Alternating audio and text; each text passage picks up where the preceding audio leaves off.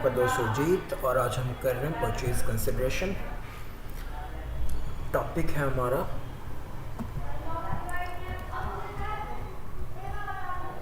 Purchase consideration, जो कि issue of shares और डिवेंचर का पार्ट है। ठीक, अब ये है क्या, इस बात को समझ लेते हैं। सपोज एक कंपनी है, ठीक, कोई सी भी कंपनी मान ले, और एक व्यक्ति है।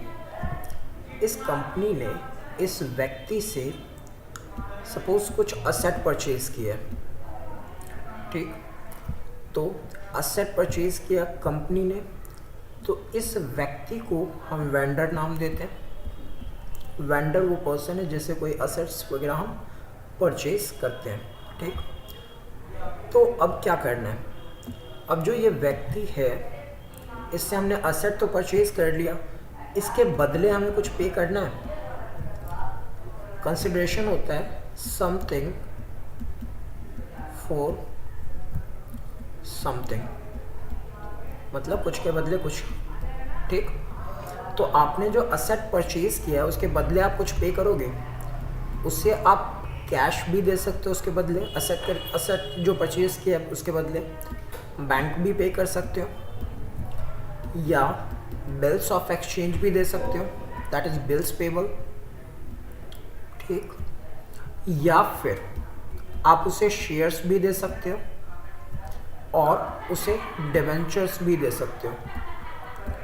तो हमारा टॉपिक यही है कि इस वेंडर को, इस व्यक्ति को अगर हमने असेट परचेज किया इससे, और तो इसके बदले अगर हम उसे शेयर्स या डिवेंचर्स दे देते हैं तो एंट्रीज क्या है या एंट्रीज क्या होंगी, हम वो ये यहाँ पे यही चीज़ सीखेंगे। चलिए स्टार्ट करते हैं दोस्तों। जब परचेज कंसिडरेशन की बात आती है, जब परचेज कंसिडरेशन की बात आती है तो हमारे पास दो चीज़ें हो सकती हैं। एक हो सकता है असेट परचेज,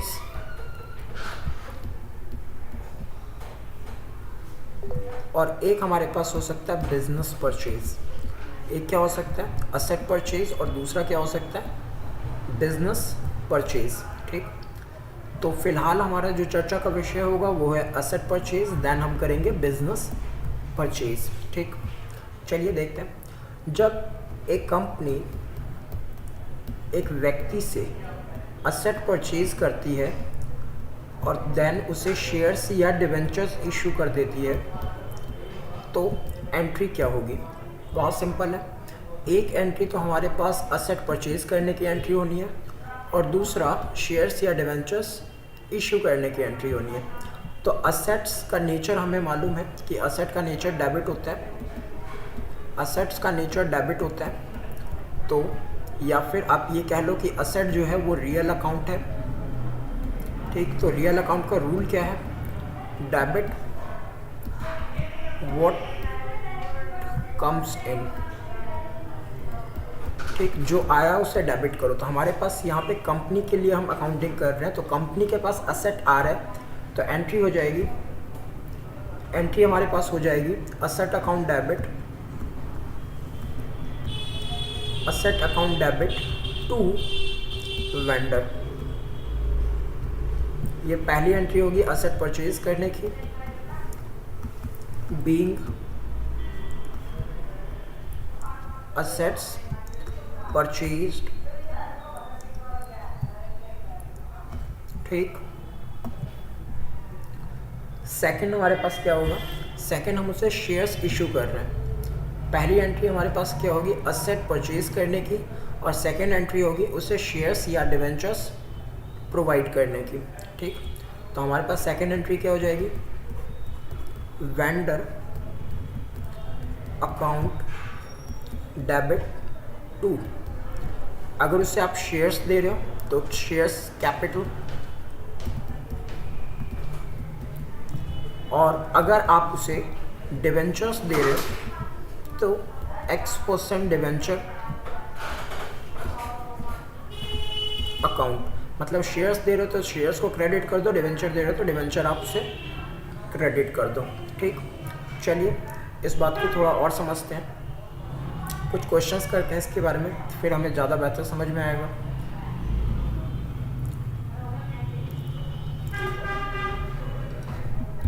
हमारे पास पहला क्वेश्चन है, a company, a limited company purchase a building. क्या खरीदा उसने? बिल्डिंग खरीदा है 9 लाख का, 9 लाख की बिल्डिंग परचेज की है। तो पहली एंट्री हमारे पास क्या होनी चाहिए? Building account debit to vendor account. कितने की परचेज की हमने? 9 लाख की।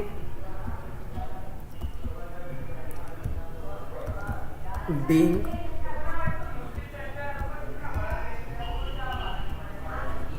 Building purchase. सेकेंड एंट्री क्या होगी हमारे पास? देखिए क्या कह रहा है, and consideration was paid by issuing 9,000 10% debenture of face value 100। इसका मतलब उसने क्या किया, वेंडर को, वेंडर जो है इसे हमने क्या दे दिया, इसे 10% डिवेंचर दे दिया। दोस्तों एक बात आपको शायद पता हो कि जो डिवेंचर से पहले परसेंटेज गिवन होता है, इस परसेंटेज का मतलब होता है रेट ऑफ इंटरेस्ट। ठीक, आपको इसकी फ़िलहाल हमें जब तक हम इंटरेस्ट ऑन डिवेंचर की बात नहीं करते, जब तक इंटरेस्ट ऑन डिवेंचर की अकाउंटिंग नहीं करनी होती, तब तक इसका कोई यूज़ नहीं होता। ठीक, तो इस बात को ध्यान रखिएगा कि डिवेंचर से पहले जो रेट परसेंटेज गिवन होता है इसका कोई यूज़ नहीं है तब तक जब तक हम इंटरेस्ट ऑन डिवेंचर की एंट्री पास नहीं कर रहे। ठीक, देखें आगे क्वेश्चन में क्या कह रहा है कि हमने उसे बिल्डिंग परचेज किया। ठीक है, बिल्डिंग परचेज कर लिया, देन उसे कंसिडरेट किया। कैसे कंसिडरेट किया कि 10% डिवेंचर 9,000, टोटल 9,000 डिवेंचर्स दे दिए, 10% उसका नाम है, उसका रेट ऑफ इंटरेस्ट है और फेस वैल्यू 100 रुपये है। तो हमने उसे 9,000 डिवेंचर्स दे दिए और एक डिवेंचर की कीमत 100 रुपये है। तो टोटल हमने उसे 9 लाख रुपए दे दिए और देने कितने थे? देने थे वेंडर को 9 लाख। तो ये दोनों टैली कर गया तो कोई दिक्कत वाली बात नहीं है। ठीक, इसकी जगह, इस डिवेंचर की जगह शेयर्स भी यूज़ कर सकता था, तो कोई बात नहीं, इसकी एंट्री सिंपल हो जाती।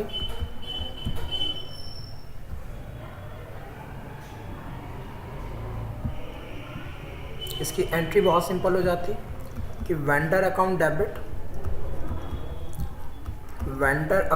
Debit to 10%, sorry, vendor account debit to shares capital, shares capital कब होता? जब इसने डिवेंचर के बदले शेयर्स लिखा होता तो। ठीक, बाकी कोई अंतर नहीं था, बाकी सेम था सब कुछ। 9,000 इंटू 100। चलिए अगले क्वेश्चन पे चलते हैं।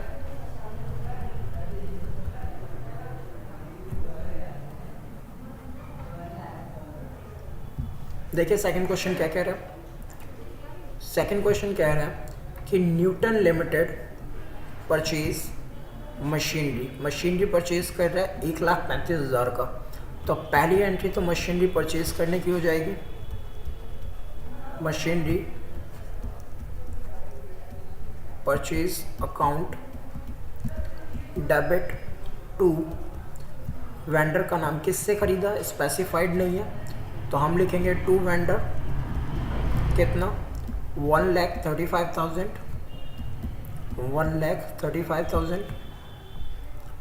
ठीक, और फिर वेंडर को हमें करनी है पेमेंट। तो वेंडर को हमें देने हैं 135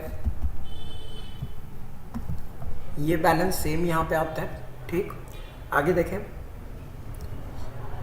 it was agreed that the purchase consideration to be satisfied by issue 9% debenture. तो उसे 9% डिवेंचर देना है, टू 9% डिवेंचर देना है। ठीक है, डिवेंचर दे दिया मैंने उसे। फेस वैल्यू है 100 रुपये, 100 रुपये फेस वैल्यू है, लेकिन कितने डिवेंचर दिए वो स्पेसिफाइड नहीं है क्वेश्चन में। ठीक, तो जब भी नंबर ऑफ शेयर्स या डिवेंचर्स इश्यू ना पता ना हो तो फॉर्मूला होता है अमाउंट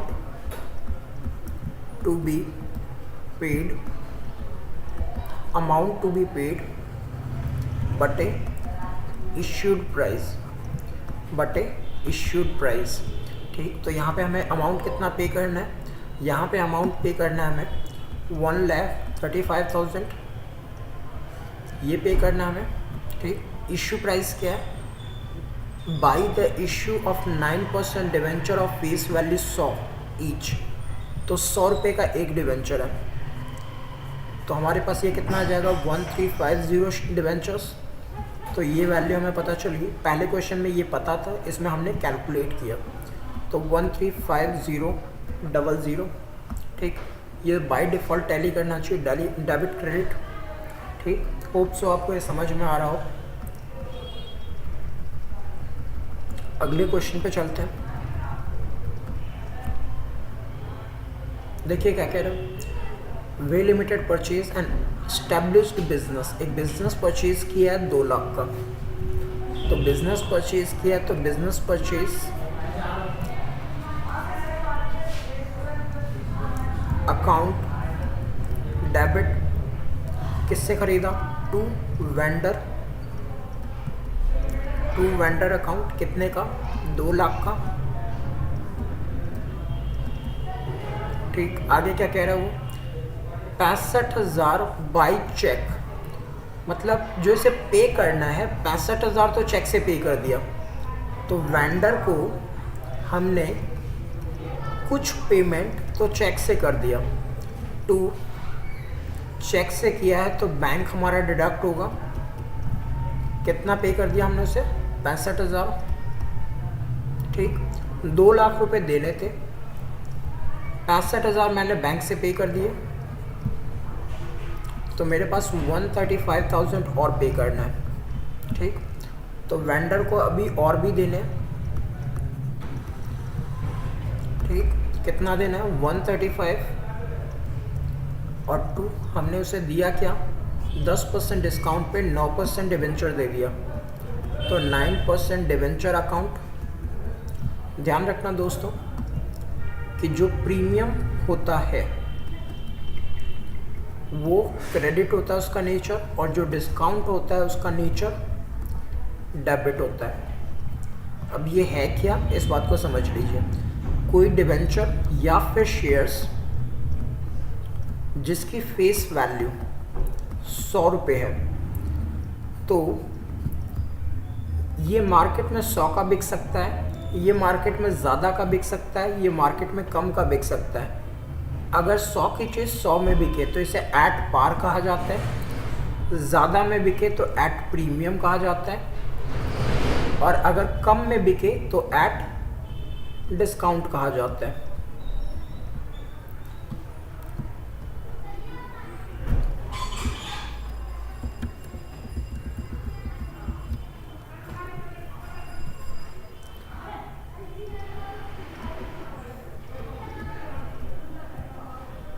दिख नहीं रहा, एट डिस्काउंट कहा जाता है।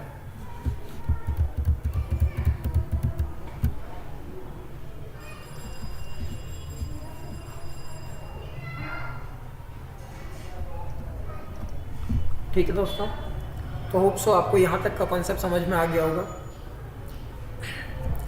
अब यहाँ पे क्या है, क्वेश्चन में कह रखा है कि 9% डिवेंचर दिए और डिस्काउंट पे दिया, तो डिस्काउंट हमारे लिए क्या होना चाहिए, डेबिट। तो चलिए मैंने डिस्काउंट को यहाँ पे कर दिया डेबिट। Discount account debit. अब प्रॉब्लम है, मुझे एक तो ये अमाउंट चाहिए मुझे और एक ये अमाउंट चाहिए, ठीक। फेस वैल्यू कितना है 10 रुपये 100 रुपये, तो डिवेंचर में तो जाना है 100 रुपये और 10% डिस्काउंट है, तो जो डिस्काउंट और प्रीमियम परसेंटेज डिस्काउंट या परसेंटेज प्रीमियम होता है ये हमेशा फेस वैल्यू का निकलता है। तो 100 रुपये का 10% डिस्काउंट कितना आएगा 10 रुपये। मुझे यहाँ चाहिए नंबर ऑफ डिवेंचर्स। अगर मुझे ये पता चल जाए तो क्वेश्चन सॉल्व हो जाएगा, ठीक। तो मैंने आपको बताया था कि अगर आपको नंबर ऑफ डिवेंचर्स नहीं पता, नंबर ऑफ शेयर्स हो गए या नंबर ऑफ डिवेंचर्स नहीं पता, तो फॉर्मूला होता है अमाउंट टू बी पेड बटे इश्यूड प्राइस बटे इश्यूड प्राइस। तो अमाउंट मुझे 2 लाख थे देने थे उसे, क्योंकि 2 लाख के मैंने बिजनेस परचेज किया है और 65,000 की मैंने पेमेंट बैंक से कर दी, तो बचा कितना 135। तो 135 हमें और देने हैं। अमाउंट कितना पे करना है हमें 135। और इश्यूड प्राइस क्या होता है, इश्यूड प्राइस दोस्तों ये तो फेस वैल्यू है, ठीक। इश्यूड प्राइस ये होता है, इश्यूड प्राइस ये होता है। ये इश्यूड प्राइस का मतलब है वो रेट जिस पे मार्केट में ये बिक रहा है।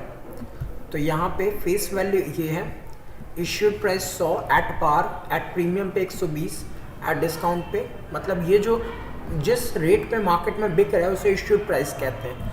यहाँ क्या कह रहा था क्वेश्चन में, यहाँ क्वेश्चन में कह रहा था 100 रुपये फेस वैल्यू है और 10% डिस्काउंट पे बिक रहा है, तो इश्यूड प्राइस कितना होना चाहिए 100 रुपये फेस वैल्यू है, 10 रुपये डिस्काउंट पे बिक रहा है, तो 90 होना चाहिए, ठीक। तो कितना आएगा 9 एकम 9, 9 पचे 45। तो यहाँ पे हमारी वैल्यू आ गई 1500। तो 1500 इंटू 100 कितना होगा 1.5 लाख, और 1500 यहाँ रखे तो कितना आएगा 1500 इंटू 10 15,000। जैसा कि हमें पता है डेबिट क्रेडिट इक्वल होना चाहिए, तो 1,35,000 और 15 150, ठीक है। यानी चलिए आगे चलते हैं। अगला क्वेश्चन देखते हैं दोस्तों क्या है। अगला क्वेश्चन बहुत सिंपल है कि दीपक लिमिटेड परचेज फर्नीचर 2,20,000 का, किससे ख़रीदा मैसस फर्नीचर मार्ट। ये वेंडर है, जिससे ख़रीदते हैं वो वेंडर होता है और यहाँ पे नाम दे रखा है। हमने ख़रीदा furniture, furniture account debit, furniture account debit to मैसस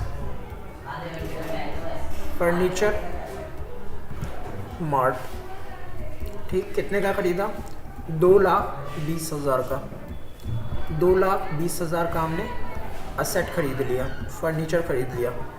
being furniture purchased, furniture purchased. आगे देखते हैं।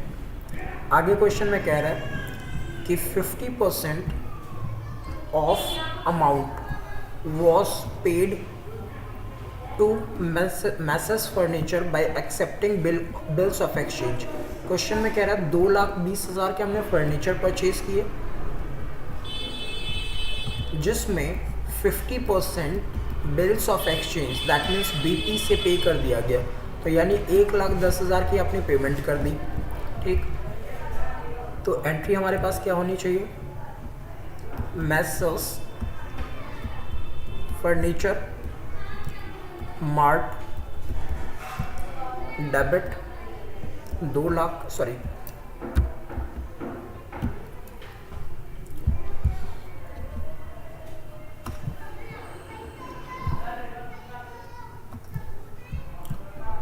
हमने 1,10,000 की पेमेंट किया, तो 1,10,000 टू कैसे पेमेंट करी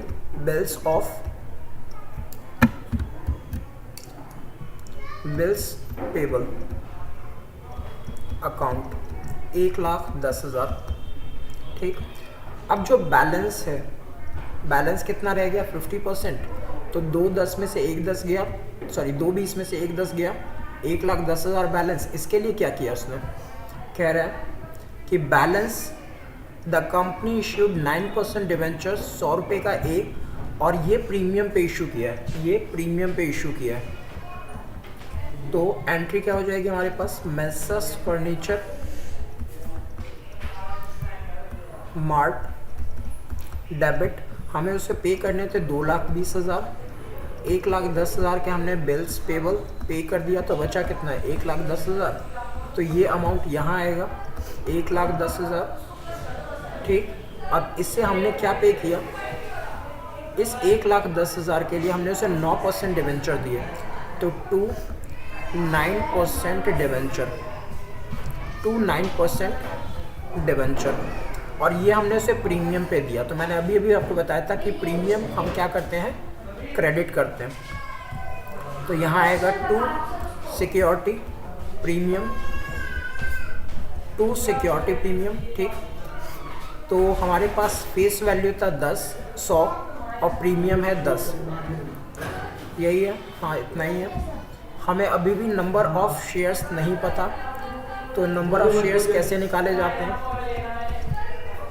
नंबर ऑफ शेयर्स कैसे निकाले जाते हैं, नंबर ऑफ शेयर्स होता है अमाउंट टू बी पेड, 1,10,000 रुपये देने, और 100 रुपये एक है, इश्यूड प्राइस 10 रुपये ज़्यादा पे हमने बेचे हैं, 1,10,000 बटे 110, ये कितना आ जाएगा 1,000। 1,000 को आप यहाँ सब्स्टिट्यूट करेंगे तो ये आ जाएगा आपके पास 1,00,000 और ये आ जाएगा 10,000, ठीक। चलिए आखिरी क्वेश्चन देखते हैं। क्वेश्चन में कह रहा है दीपक लिमिटेड परचेज मशीनरी 2.5 लाख, तो फर्नीचर परचेज किया 2.5 लाख का, तो एंट्री क्या हो जाएगी हमारे पास,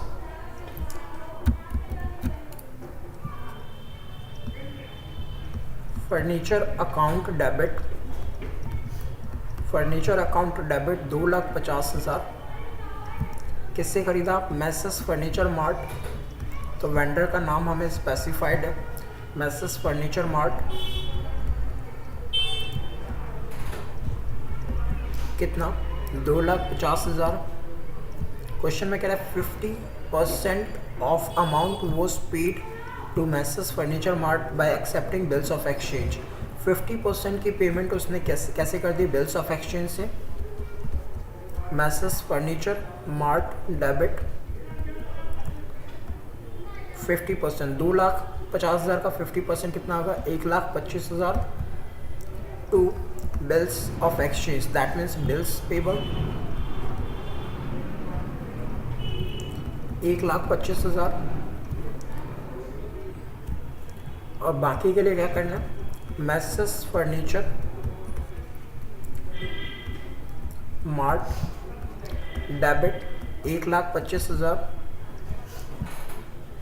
टू क्या पे किया इसके बदले हमने, फेस वैल्यू 9% डिवेंचर दिया, फेस वैल्यू 100 है, प्रीमियम हमारे पास 10% है, 10% प्रीमियम पे हमने पे कर दिया, तो एंट्री क्या हो जाएगी हमारे पास, 9% डिवेंचर अकाउंट सिक्योरिटी प्रीमियम पे दिया, 2 सिक्योरिटी प्रीमियम, ठीक। चलिए अभी भी हमें ये 100 रुपये का था और ये 10 रुपये का था, नंबर्स नहीं मालूम तो नंबर्स निकालेंगे हम।